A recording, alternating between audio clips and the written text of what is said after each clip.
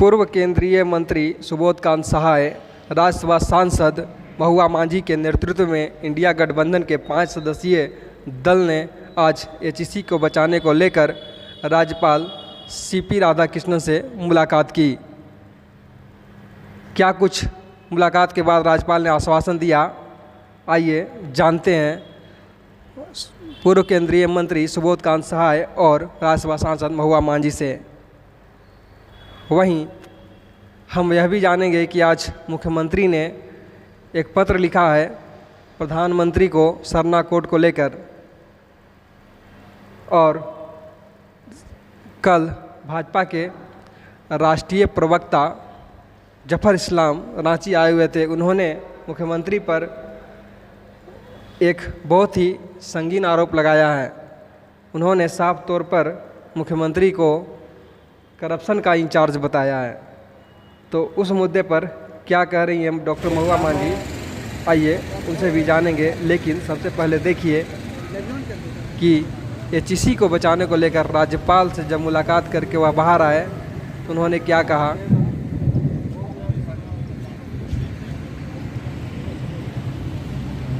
में ला दिया है केंद्र सरकार ने, और वहाँ के मजदूर परब आ रहा है, लगातार परब आ रहा है।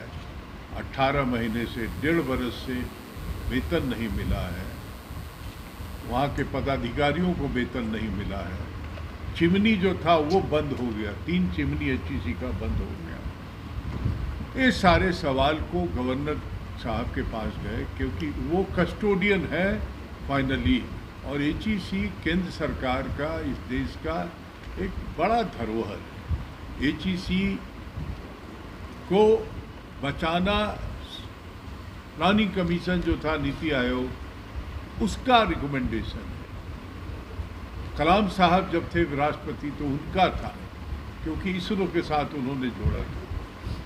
डॉक्टर मनमोहन सिंह के टाइम में इसको 2 बार रिवाइव कराया गया, लेकिन जब नरेंद्र मोदी जी का समय आया तो पिछले 4 बरस से एचईसी घाटे में चल रहा है। इसका कोई चेयरमैन नहीं है, डायरेक्टर नहीं, कोई अस्थायी कोई नहीं है, वर्किंग कैपिटल नहीं है, इसके रॉ मटेरियल नहीं है। ये सारी स्थिति है। हमारी यहाँ के हमारी नेता महुआ मांझी जी ने राज्यसभा में उस दिन ये सवाल को उठाया जब राज्यसभा में इसरो पे चर्चा हो रही थी, उस उठाया। मैं समझता हूँ क्या कहा उन्होंने बहुत पॉजिटिव जवाब दिया है, और हम लोग 1 घंटे तक सारे समस्याओं से हमने उनको अवगत कराया। हमने ये भी कहा कि आप खुद वहाँ विज़िट कीजिए, खुद देखिए और तब आप लेटर भेजें। तो हम लोगों ने सारा डॉक्यूमेंट्स उनको मुहैया करा दिया है। कुछ और मांगे हैं वो भी देना है, और वो चूँकि कस्टोडियन है एचईसी के ऑफिशियली, तो वो फिर उसको भेजेंगे केंद्र में। तो निश्चित रूप से हमें उम्मीद है कि चूँकि हमने भी वहाँ राज्यसभा में बहुत अच्छी तरह से इस मुद्दे को उठाया है और तमाम लोग आंदोलन कर ही रहे हैं, तो इसमें मुझे लगता है कुछ पॉजिटिव होगा। मतलब पॉजिटिव वे लगा। हाँ, अगर केंद्र सरकार ये ठान ही ली है कि नहीं हमको प्राइवेट को बेचना है, तब तो कुछ नहीं हो सकता। लेकिन अगर इस आंदोलन से और सबकी बात उठाने से वो अपने आप को वो कंट्रोल करके उसको खुद ही चलाने के लिए, अच्छी तरह से चलाने के लिए कटिबद्ध हो जाए, इसके भविष्य को देखते हुए, देश के भविष्य को देखते हुए, तब तो पॉजिटिव फल आना चाहिए। राज्यपाल क्या एचईसी का दौरा करने भी जाएंगे? हाँ, करेंगे। वो बोले कि तमिलनाडु जा रहे हैं, वहाँ से लौट के करेंगे। Thank you. अलग अलग नहीं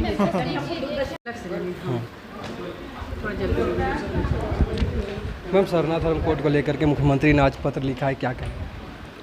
ये तो बहुत पुरानी मांग रही है केंद्र सरकार से, माननीय मुख्यमंत्री हेमंत सोरेन जी की। यहाँ विधानसभा से पारित पहले ही कर दिया गया था। जैसे आप जानते होंगे कि हिंदू, मुस्लिम, सिख, ईसाई, इवन पारसी, बौद्ध, जैन, सबके लिए धर्म कोड है अलग अलग। लेकिन आदिवासी भाइयों के लिए, बहनों के लिए कोई धर्म कोड नहीं है। वो प्रकृति के पुजारी हैं, उनकी संस्कृति, उनका सब कुछ अलग अलग है। तो वो चाहते हैं कि उनका अलग धर्म कोड बने। इसके लिए बहुत सालों से बहुत सारे आदिवासी संगठन इसके लिए आंदोलन कर रहे हैं, लेकिन अभी तक केंद्र सरकार उसे पारित नहीं की है, उस मांग को नहीं उन्होंने स्वीकृत किया है। हमारे झारखंड से माननीय मुख्यमंत्री जी ने तो पारित करा दिया था। उसी के लिए पत्र लिखा गया है कि कब इसे किया जाएगा और किया भी जाएगा या नहीं, क्योंकि आदिवासी हिंदू नहीं है। वो कहते हैं कि हम तो प्रकृति पुजारी हैं। अच्छा, ईडी को लेकर के क्या कहेंगे? जिस तरह से ईडी का समन लगातार मुख्यमंत्री के पास जा रही है और बाकायदा टाइम भी बढ़ता जा रहा है, आखिर वजह क्या है कि हेमंत सोरेन ईडी के पास नहीं जा पा रहा है? देखिए, बात ये है कि आजकल के केंद्रीय एजेंसियां जो है वो चुन चुन कर उन्हीं लोगों को टारगेट कर रही है जो कि भाजपा में नहीं है। जहां भी भाजपा शासित प्रदेश है वहां आप देखिए, वहां पर किसी को तंग नहीं किया जाता है, सबके खिलाफ ढेर सारे केसेस हैं। चूँकि अभी महाराष्ट्र में भी आपने देखा होगा किस तरह से उनको जिनको कहा गया कि भ्रष्टाचारी हैं, चोर हैं, उन्हीं को फिर से अपनी सरकार में शामिल करके मंत्री पद दे दिया गया। ये पूरे राज्य देश में चल रहा है। तो हमारे यहाँ भी ईडी की कार्रवाई ज़्यादातर ऐसे लोगों पर हो रही है जो कि वर्तमान सरकार भाजपा के अलावा जो विपक्ष की सरकार है उनकी सरकार में ही हो रहा है। तो ये तो कोई भी अपनी लड़ाई लड़ेगा और इसीलिए माननीय मुख्यमंत्री जी अपनी कानूनी लड़ाई लड़ रहे हैं, जो तरीके हैं उसे अपना रहे हैं। भाजपा ने साफ तौर पर कहा है कि इसमें कुछ न कुछ फॉल्ट है।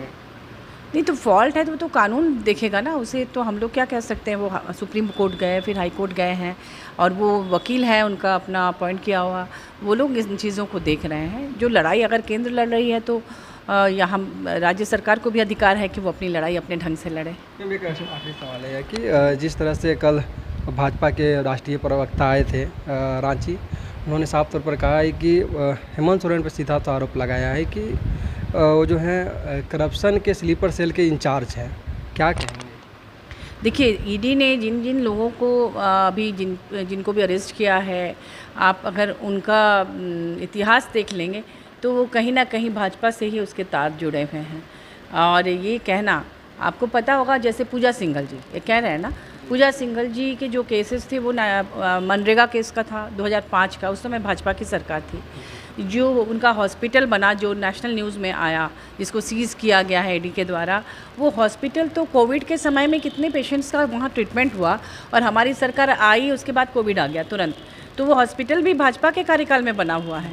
और जितने भी प्रॉपर्टीज़ जिनके भी सीज़ हुए हैं, क्योंकि हमारी सरकार आई जैसे माननीय हेमंत सोरेन जी की, तो उसके बाद आपको पता होगा कि दिसंबर में चुनाव हुआ, जनवरी मतलब मार्च तक में मंत्रिमंडल का ही गठन हुआ और मार्च से कोविड आ गया। तो वो 2.5 साल 3 साल तो कोविड में चला गया, कोई तो कहीं काम ही नहीं कर पाया। उस समय कोई भ्रष्टाचार होगा कैसे? और जो भी भ्रष्टाचार था, जिनकी भी प्रॉपर्टीज़ सीज हुई हैं, वो भाजपा के कार्यकाल की प्रॉपर्टीज़ हैं जो सीज हुई हैं। अच्छा, जो भी देखिए, कोई व्यक्तिगत रूप से अगर कोई कुछ करता है तो उसमें माननीय मुख्यमंत्री जी दायी नहीं है। कोई सब कुछ पूछ कर नहीं करता है।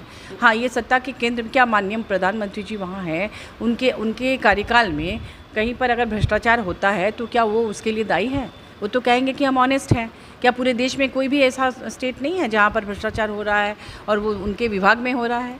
अब आपको बताऊं कि जिस ये ईडी के माध्यम से वो सब पर कार्रवाई कर रहे हैं, उस ईडी में भी भ्रष्टाचार था, वो पकड़े गए। खुद ईडी के अध्यक्ष ने अपने ही एक वरिष्ठ पदाधिकारी को पकड़वाया क्योंकि वो उनके नाम से पैसे वसूल रहे थे।